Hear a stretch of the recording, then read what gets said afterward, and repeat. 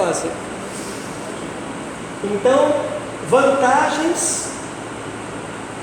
Eu tenho um sonho de aprender a fazer essas coisas para ter um tablet assim. Eu vinha no Rio de Janeiro, ele só fazia assim. A gente fazia as perguntas dele, ele é difícil, mas é bem estudioso, sabe? E já ia naquele. Primeira coisa maravilhosa. É só você comprar um, a gente ensina a usar. Eu mal sei usar esse usar com esse celular, já é o celular tem bastante coisa. Então vamos lá. Vantagens em priorizar a palavra de Deus. Bom, sempre tem vantagem, né, gente? O estudo permanente das Escrituras é o alimento que nos amadurece. 1 Pedro 2,2. O costume dos bereanos de examinar diariamente as Escrituras, priorizando assim a palavra de Deus, resultou na conversão de muitas pessoas. Quando a palavra de Deus é liberada, ela cumpre totalmente os propósitos do coração de Deus. Isaías 55:11. Vamos ler juntos ali? Assim será a palavra que sair da minha boca, ela não voltará para mim vazia, antes fará o que me apraz e prosperará naquilo para que a enviei. Amém? Isso foi tão evidente na cidade de Bereia, que logo as diferenças raciais e sociais foram postas de lado, e tanto nós como pessoas simples, tanto homens quanto mulheres, tanto judeus quanto gentios, se converteram a Jesus Cristo pela poderosa mensagem do Evangelho. Colossenses 3:11. Onde não há grego nem judeu, circuncisão nem incircuncisão, bárbaro, cita, servo ou livre, mas Cristo é tudo em todos. Romanos 10:12. Porquanto não há diferença entre judeu e grego, porque um mesmo é o Senhor de todos, rico para com todos que o invocam.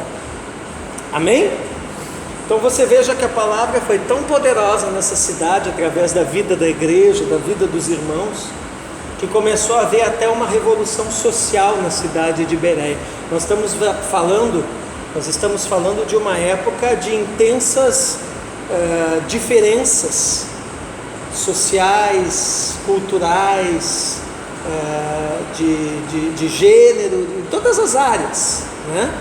Mas a palavra de Deus, ela veio e começou a trazer um nivelamento, né, de todos na presença do Senhor.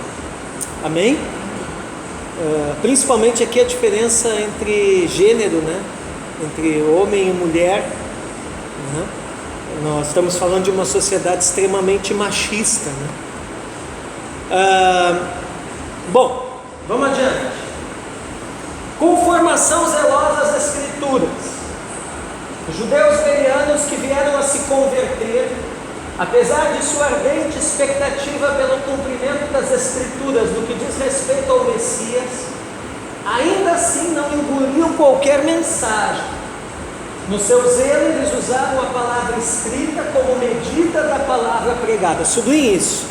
Usaram a palavra escrita como medida da palavra pregada. Então toda palavra pregada tem uma medida. Qual é a medida? As Escrituras Sagradas. Amém? E uma coisa interessante, né? Eles tinham uma expectativa ardente pela volta do Messias. Mas, deixa eu vir para frente. Eu não quero me bronzear muito. Eles tinham uma expectativa ardente pela volta do Messias, né? Mas eles não deixaram que a expectativa deles, eles não negociaram, né? eles não negociaram a ortodoxia em função da expectativa. Porque muitas vezes nós vemos isso, né? Grupos, igrejas, pessoas, né? Que têm uma expectativa, que têm um desejo, que têm uma visão de como as coisas devem ser, de como Deus vai agir, do que vai acontecer. E às vezes essas pessoas se frustram ou são frustradas nessa visão que eles idealizaram, né? E aí o que acontece? Eles negociam os princípios para não abrir mão desse sonho, né? Um exemplo muito claro que aconteceu na minha igreja e na Betel. Toda vez que uma igreja divide,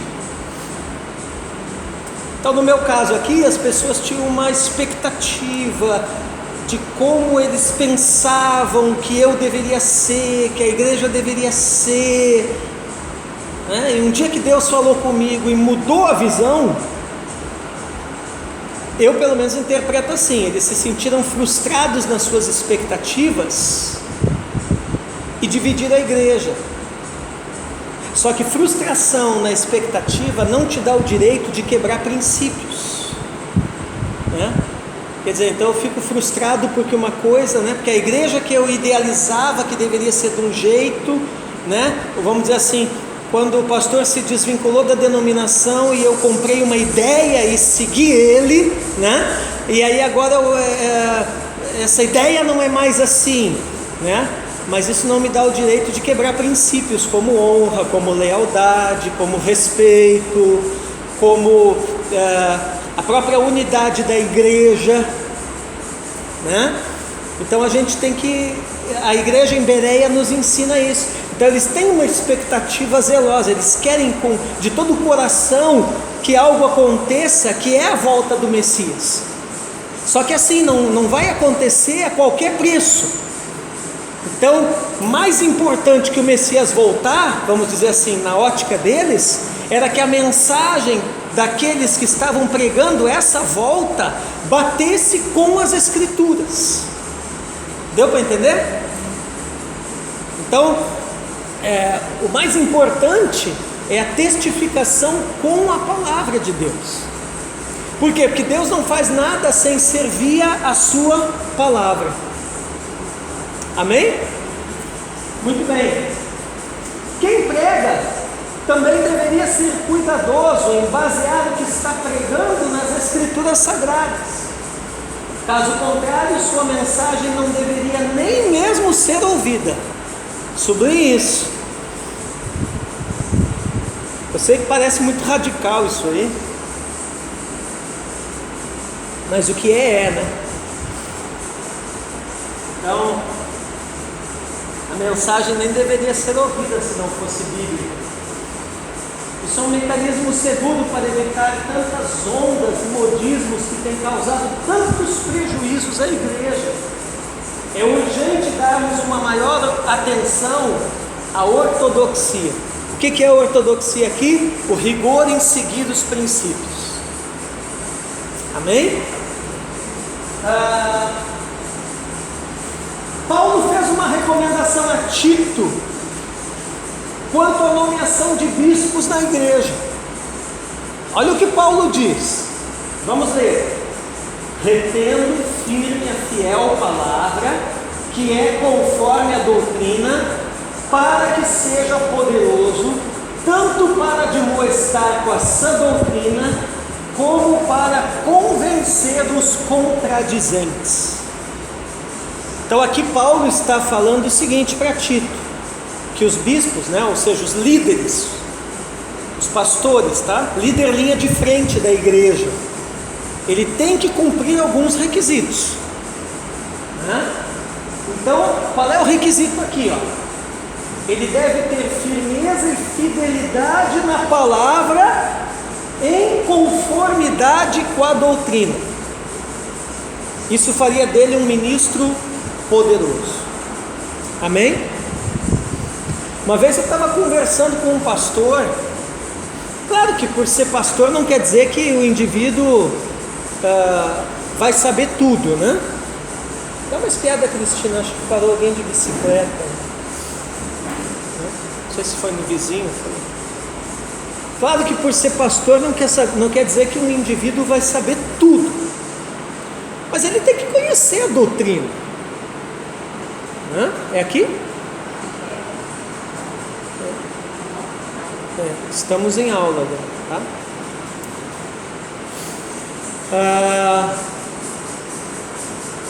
Então o que acontece? Era uma questão doutrinária, né? E eu perguntei para esse pastor assim: olha, está acontecendo isso, era uma situação que estava acontecendo na igreja, né? Dessa pessoa.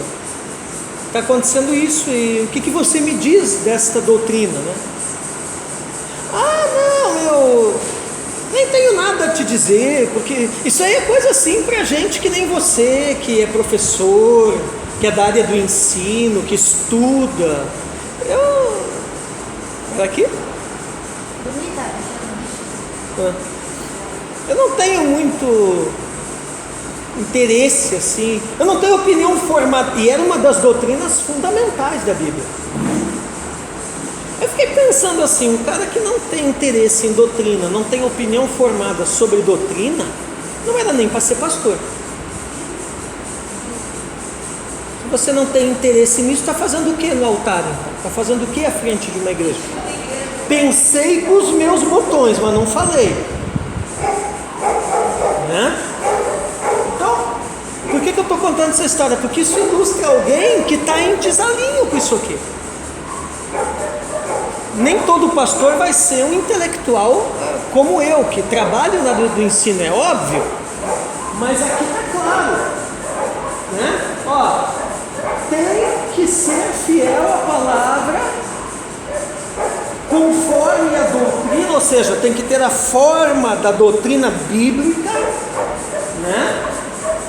Tem que conseguir admoestar, ou seja, admoestar usando a Bíblia, né? Para convencer os contradizentes.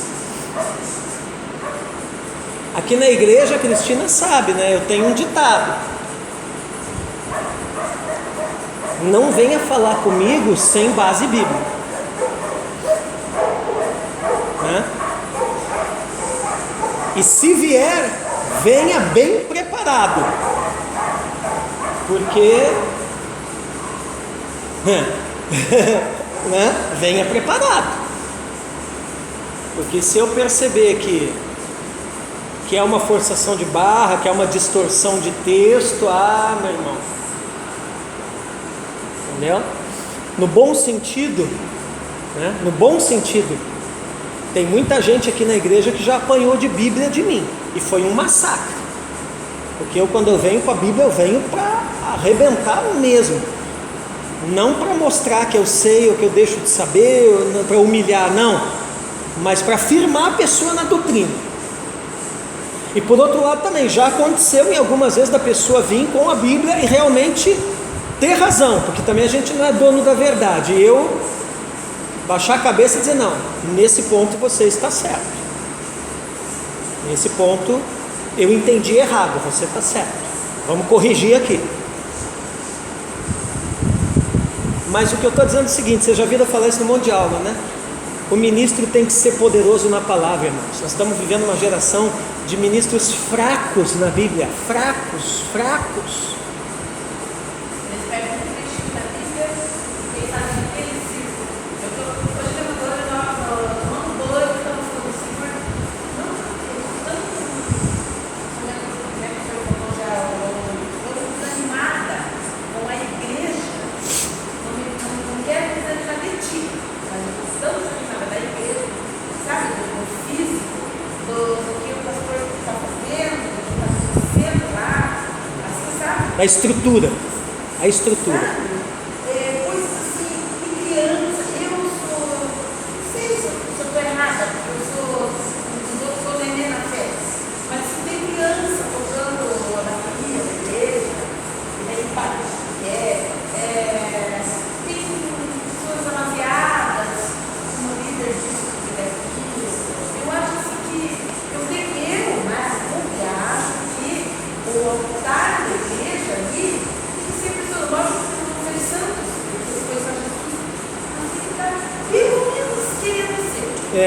Tem que estar querendo se alinhar, né? Pelo menos querendo ser. Porque nós não temos nada de conferência de não sair tudo.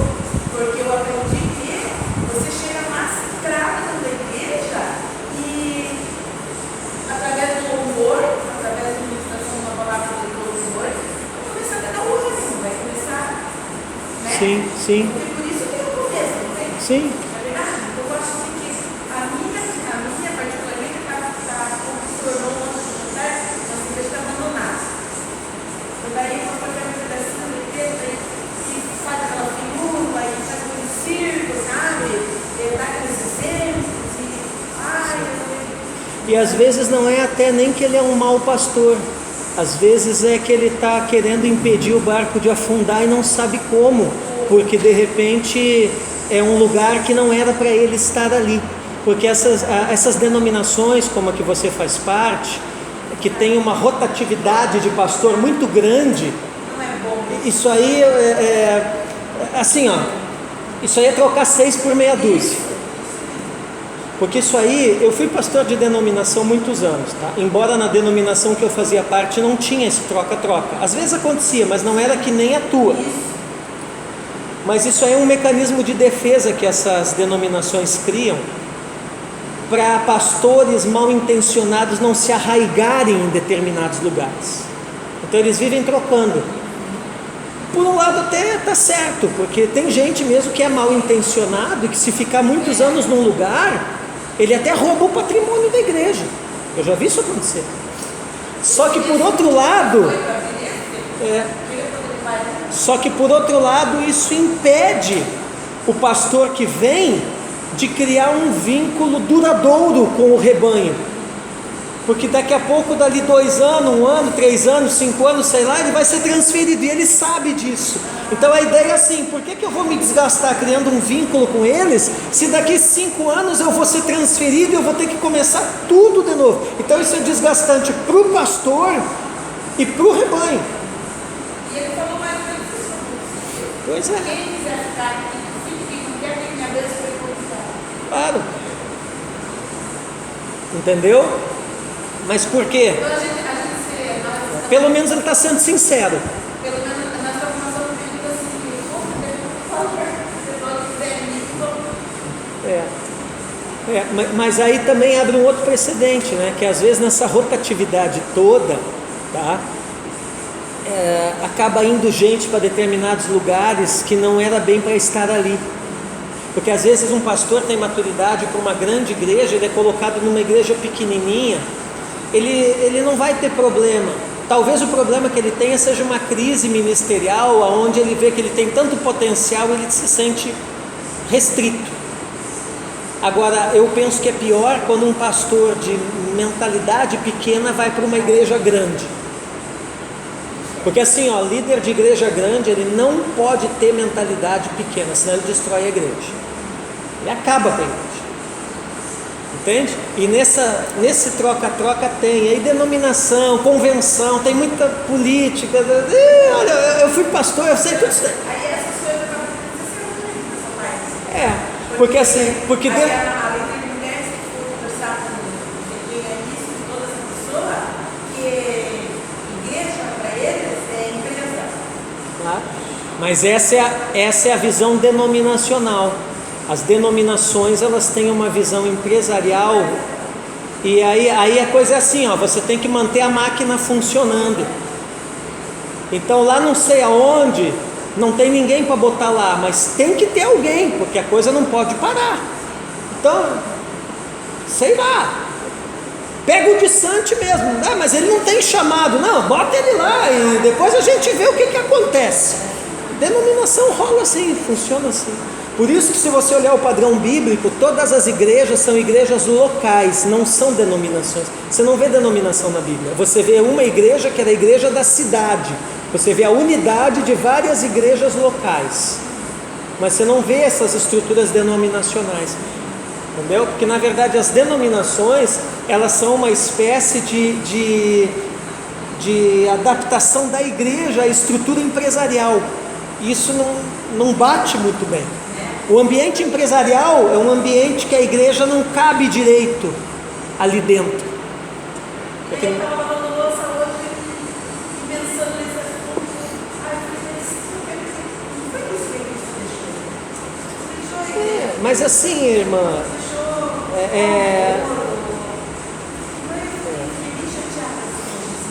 mas não se engane, porque também as igrejas independentes têm os seus problemas. Em outras áreas, mas tem. E outra coisa, tem de bom ânimo, né? Eu venci o mundo, Jesus disse. Então vamos ter aflição mesmo.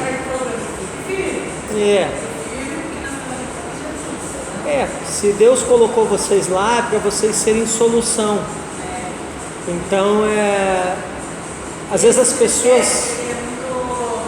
Ele é muito dedicado, sabe? Se ele tiver aqui no seu devoção de festa, se for aniversário da minha filha, e ele tiver uma reunião na igreja, ele vai primeiro na reunião, depois ele vai... claro, ele é um cara comprometido. Ele é muito... Queria ter um desses. Vamos lá.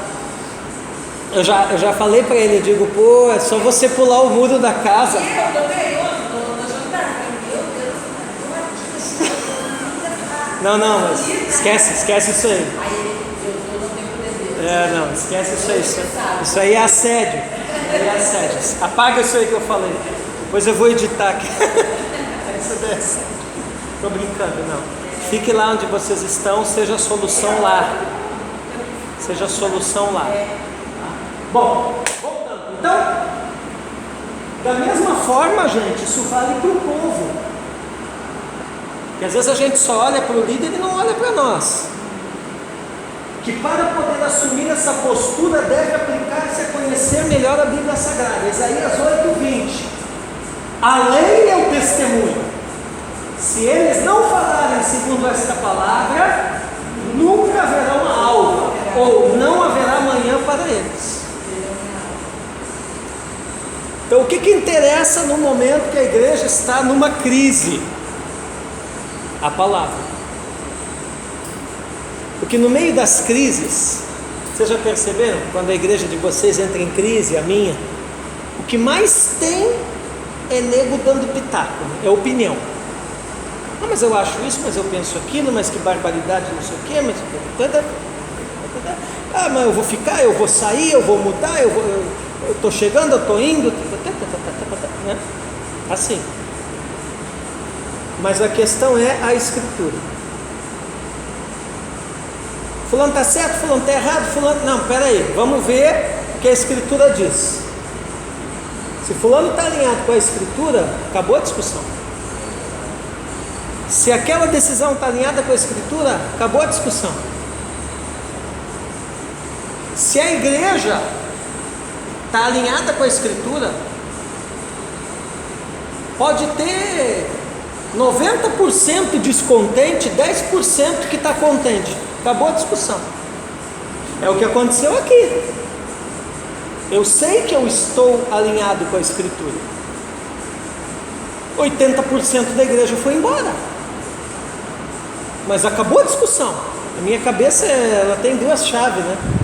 Bíblico e não bíblico. Só, né? Eu brinco que eu sou que nem chuveiro que tem dois tempos só, né? Frio ou quente?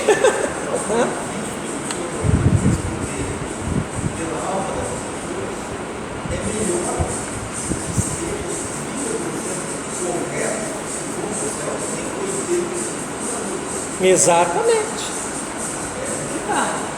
Amém, gente? Então não é só o líder que tem que ser bíblico, o povo também tem que ser, porque às vezes acontece o inverso, às vezes o líder está sendo bíblico e o povo quer teimar, quer bater o pé, porque acha isso, que pensa aquilo, que entende desse jeito, porque eu interpreto assim. Vocês já viram esses papinhos por aí? Entende? Então às vezes o líder está bíblico, mas o povo está desalinhado e quer que ele desça desse patamar. Um líder que realmente foi colocado num lugar por Deus, ele não vai descer do patamar das Escrituras. Amém? Coisa que eu não negocio, né? É a Escritura. E olha que já tentaram. Entendeu? Falar de contribuinte, né? Eu já perdi contribuinte aqui na igreja que contribuía com mais de R$1.000, mas não quis alinhar com a Escritura. Ah, então se é assim, vou embora. Siga o seu caminho, irmão. Vá em paz. Acabou.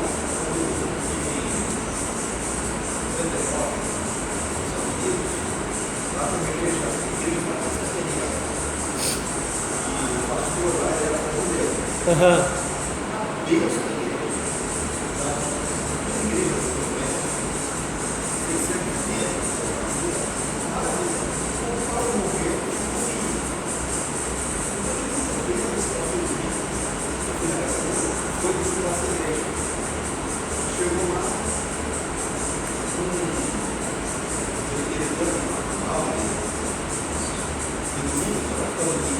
Aham.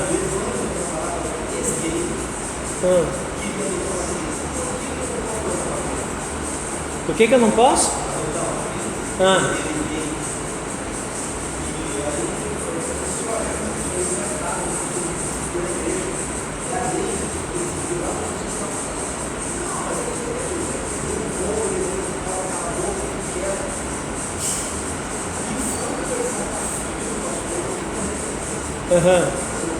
Que é do pastor da igreja.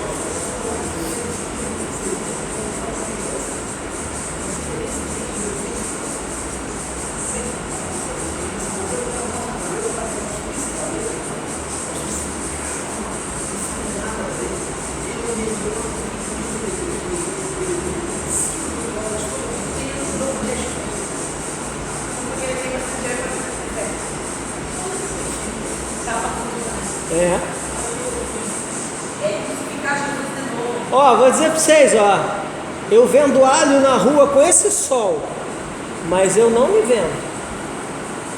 Não me vendo. E Deus me abençoe, hein? Acabei de quitar meu carro aí vendendo alho. Você já viu um cara pagar um carro zero vendendo alho? É coisa de louco isso aí. Mas Deus faz as loucuras. Deus é fiel. Isso aí. Então, gente, vamos falar agora do Evangelho para todos. Quando Paulo e Silas anunciaram o Evangelho na sinagoga de Bereia, sua mensagem penetrou camadas sociais e alcançou gêneros diferentes. Atos 17:12. De sorte que creram muitos deles, e também mulheres gregas da classe nobre, e não poucos varões.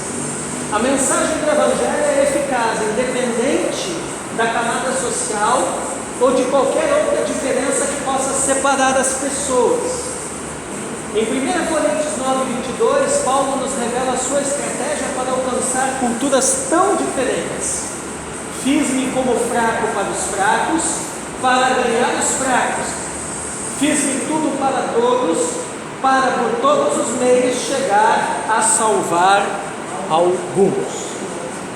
Hoje, a igreja é desafiada a usar tudo viável e digno ao seu alcance para a propagação do Evangelho de Cristo. Isso requer ousadia contrabalanceada pela aceitação dos costumes de cada povo e a percepção das suas necessidades mais imediatas. Amém? Então, desde que seja lícito, podemos usar tudo ao nosso alcance para alcançar as pessoas para Cristo. Silas e Timóteo em Bereia. A estadia de Silas e Timóteo em Bereia e arredores foi muito positiva para a igreja da época. Enquanto irmãos de Bereia conduziam Paulo a Atenas por mar, devido aos tumultos causados pelos judeus de Tessalônica que lá haviam chegado, sabemos que Silas e Timóteo permaneceram ali por algum tempo, partindo mais tarde para o sul da Grécia, na Acaia. Atos 17, 13 e 14. Vamos lá. Mas logo que os judeus de Tessalônica souberam que a palavra de Deus também era anunciada por Paulo em Bereia, foram lá e excitaram as multidões. No mesmo instante, os irmãos mandaram a Paulo que fosse até o mar, mas Silas e Timóteo ficaram ali. Vocês vejam que coisa terrível, né? Esses judeus de Tessalônica eram inimigos de Paulo, do Evangelho, e eram religiosos, eram judaizantes da época. Você vê que esse pessoal chega em Bereia e o Evangelho estava indo muito bem ali até eles chegarem, né? E eles causam um tumulto tão grande que Paulo é obrigado a retirar-se dali. Porém, como Deus não perde para ninguém, né? A retirada de Paulo ali o leva a Atenas. E lá em Atenas ele planta a semente do Evangelho, né? Na capital intelectual do mundo na época. Então, Deus usa, vamos dizer assim, os reveses em favor da sua própria glória. Mas o que eu quero que vocês entendam é isso, né? Como que gente assim, que nem os judeus de Tessalônica, tem a capacidade de chegar num lugar e começar a estragar as coisas.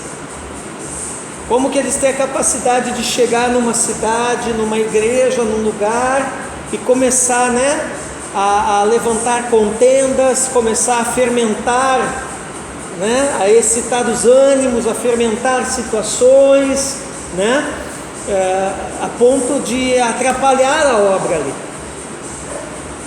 O outro ponto positivo disso, né, volto a dizer, Deus transformando reveses em bênçãos, né, é que quando Paulo, o líder principal, tem que se ausentar para Atenas devido à perseguição que esse pessoal levanta lá contra ele em Bereia, Silas e Timóteo ficam responsáveis pela igreja. Certamente eles amadurecem como obreiros ali, porque eles eram auxiliares e têm que assumir a frente do trabalho. Irmãos, eu já fui pastor auxiliar algumas vezes e alguns anos, e eu posso dizer para você que é bem diferente de ser o líder principal, bem diferente mesmo. Aí você tem que amadurecer, você tem que lidar com situações que você não está acostumado a elas, você tem que ter reações e respostas e posturas rápidas e bíblicas. Você tem que estar com o ouvido alinhado com o que Deus está falando. Você tem que ter um olho clínico, sabe? Pastor auxiliar não tem muito isso daí. Ele é mais um fazedor de coisa, pastor auxiliar, né? Ele vai lá, faz um ofício fúnebre, leva uma ceia, prega em alguns cultos, substitui quando o pastor principal está em férias ou está em viagem e tal. Ele lida com alguns problemas, mas à frente da obra, dia a dia, é outra história. A minha igreja, eu era pastor auxiliar, tinha 2.000 membros, eu era um dos lá em Telemaco-Borba. O dia que o meu pastor titular me chamou e disse assim: vou te enviar. Isso aí na denominação é uma maneira chique de dizer: sai fora. Vou te enviar, né? Escolha para onde você quer ir. Eu tinha o Paraná inteiro para escolher. Isso é um privilégio de poucos, porque normalmente as denominações o cara já vai para onde eles querem que tu vá. E aí eu ia até para Guarapuava, não tinha escolhido aqui. Era Guarapuava e aconteceu um monte de circunstâncias, só que lá em Guarapuava eu ia ser pastor auxiliar de novo. E aconteceu circunstâncias, o pastor que estava lá veio para Paranaguá, eu disse: tá, e agora? Ele disse: não, agora você vem para Paranaguá e seja meu auxiliar aqui. E aí eu vim parar em Paranaguá. Mas aí por uma série de outras circunstâncias eu acabei virando pastor titular da pior congregação que a igreja de Paranaguá tinha na época, que era Beverly Hills, né? Ninguém queria ser pastor ali, ninguém. O cara que estava pastoreando ali disse para mim: eu estou aqui por dó desses irmãos, porque eu sei que se eu não ficar aqui ninguém vem, né? E aí foi 7 anos de aprendizado. Aí eu virei frente de obra, né? Hoje eu sou um pastor frente de obra, né? Não tenho medo de desafio nenhum, né? e sei reagir nas situações. Então hoje eu dou glória a Deus pelo meu pastor, até que já foi para a eternidade, lá de Telemaco Borba, que me enviou, porque nesse envio, né, mas ele foi sincero, ele disse assim: estou te enviando, porque se você não sair de debaixo da minha asa, você nunca vai crescer.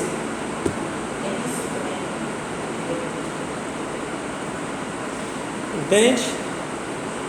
Então eu cresci, virei um pastor frente de obra.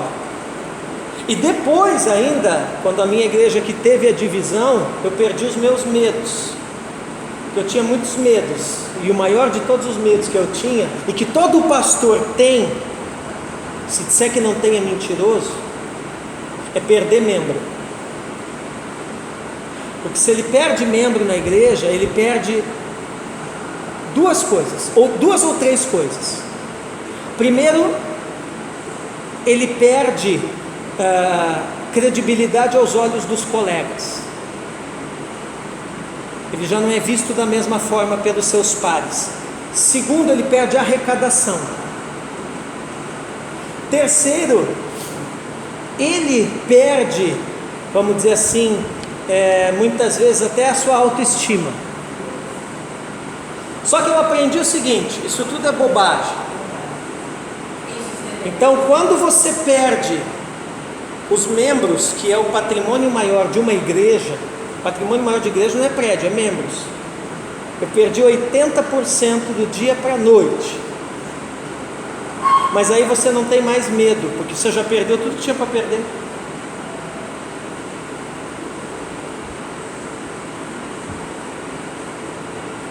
Então, eu acredito que eu estou chegando num ponto no meu ministério que eu estou quase pronto para ser pastor de uma grande igreja.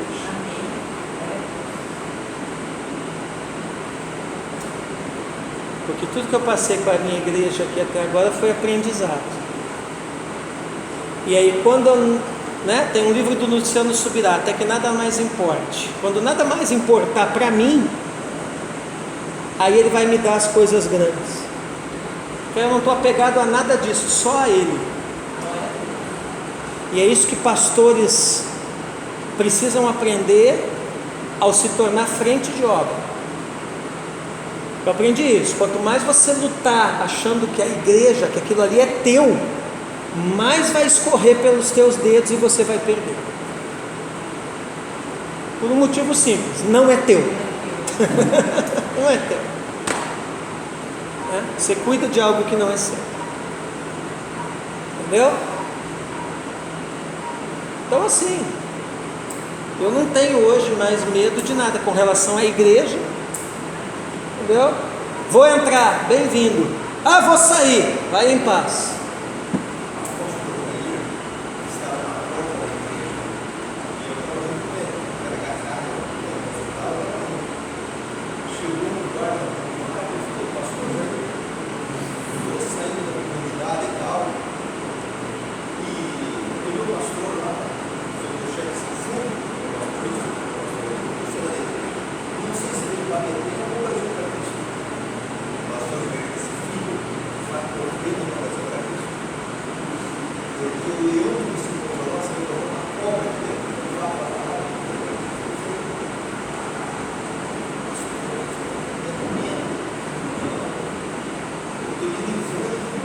Isso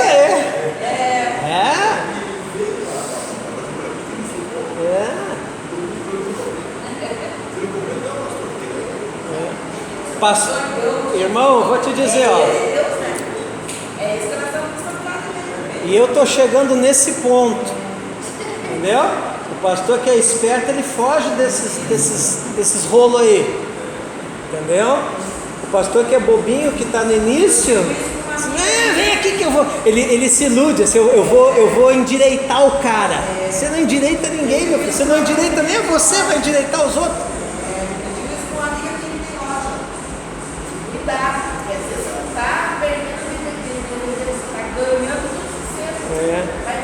Às vezes você não está perdendo de vender, você está ganhando de não receber. Então, gente, foi positivo para a igreja E foi positivo para Paulo e Silas, porque eles começaram a ter a sua experiência na frente de obra. E mais tarde, ao reencontrarem-se com Paulo, eles trouxeram notícias animadoras da igreja em Bereia. Essas notícias animaram Paulo a pregar mais ainda o Evangelho. Atos 18:5. Quando Silas e Timóteo desceram da Macedônia, foi Paulo impulsionado pela palavra, testificando aos judeus que Jesus era o Cristo. Sublinhem isso: impulsionado pela palavra. O que impulsionava Paulo? A palavra. Amém? Os irmãos de Bereia demonstraram cuidado extremo com aqueles que lhes pregaram o Evangelho, sem deixar-se influenciar pelos boatos espalhados pelos judeus de Tessalônica. Esconderam Paulo o mais rápido possível e levantando uma equipe para o conduzir até Atenas em segurança. Paulo foi escoltado, hein? Imagina o nível de perseguição que estava isso aqui.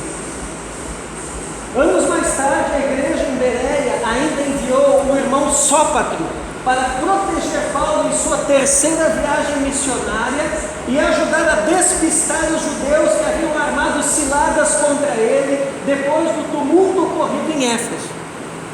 Você já pensou um troço desse? Paulo tinha que viajar a Atenas escoltado pelos irmãos.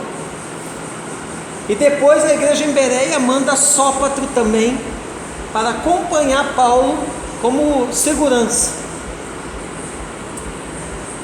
Atos 20, versos 2 ao 5. E havendo andado por aquelas terras e exortando-os com muitas palavras, veio à Grécia. Passando ali 3 meses e sendo-lhe pelos judeus postas ciladas, como tivesse de navegar para a Síria, determinou voltar pela Macedônia. E acompanhou até a Ásia Sópatro de Bereia, e dos de Tessalônica Aristarco, e segundo é o nome de um, tá? E Gaio de Derbe, e Timóteo, e dos da Ásia Tíquico e Trófimo. Estes indo adiante, nos esperaram em Troade.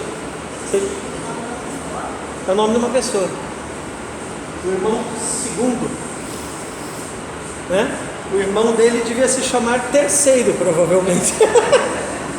Né? Mas você veja, toda essa equipe de gente é guarda-costa de Paulo. Você vê que aí os irmãos eles têm um cuidado, né, com os apóstolos, né, com a liderança, né? Porque às vezes assim, irmãos, as pessoas exigem muito que a gente como líder cuide delas. Mas às vezes as pessoas não estão preocupadas em como liderados também cuidar da gente.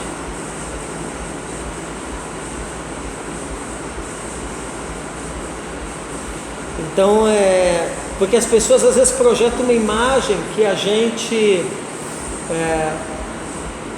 pode tudo, que a gente tem todas as respostas, que a gente tem todas as soluções, que a gente tem o casamento perfeito, a família perfeita, a vida perfeita, os filhos perfeitos, e que a gente vive assim, que o ministério é legal e que ser pastor é bom porque ganha presente. Tem gente que tem essas ideias na cabeça, ganha primícia, tem gente que tem essas ideias na cabeça. Sinto muito em desapontar, né? Mas essa rosa tem muito mais espinhos do que folhas, do que pétalas, né? E assim, eu sei que tem muito líder, isso também é culpa de alguns líderes, porque tem líder que se apresenta assim para o povo. Isso é outra meninice no ministério. Quem é experiente no ministério, ele vai perceber que demonstrar a sua humanidade, a sua fraqueza, não é sinal de derrota, mas é sinal de humildade e maturidade. Pessoas maduras são humildes e reconhecem os seus limites.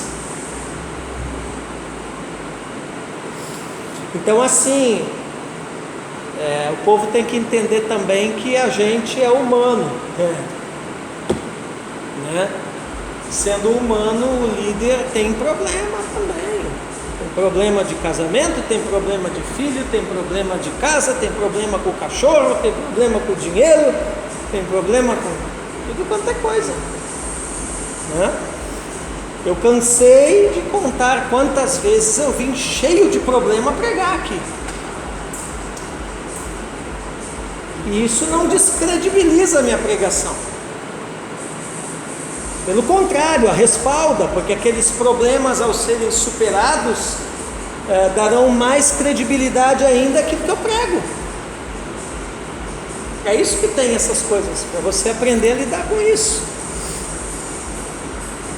Então assim, Paulo também, né? Paulo, né? Tinha que andar escoltado.